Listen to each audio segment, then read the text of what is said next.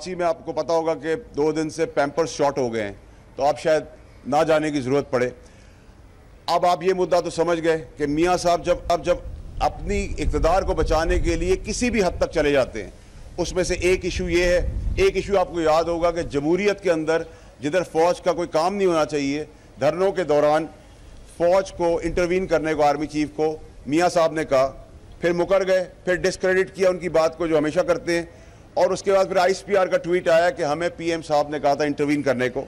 तो मुखातिब तो मैं इदारों के साथ जो सोते हुए इदारे हैं उनसे हमेशा होता रहा हूँ, आपके तवज्जुह से प्रूफ्स भी देता रहा हूँ, चीज़ें भी करते रहे। हम लोग सब कुछ कर रहे हैं, चाहे वो अल्ताफ़ हुसैन साहब की स्पीच बैन कराने की बात हो, पीपल्स पार्टी की रिजर्वेशन हो, या नून लीग के करप्शन के किस्से ऑफशोर के या पनामा लीक्स के। अब इशू ये आ रहा है कि क्योंकि उन्होंने आर्मी चीफ को इंटरवीन करने को कहा था, तो यहाँ आज हम खड़े हैं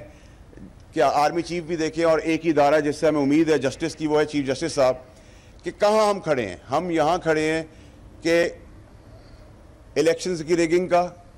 कोई इशू रिजॉल्व नहीं हुआ, 14 लाशें मॉडल टाउन में गिराई गई, कोई रिजॉल्व नहीं हुआ।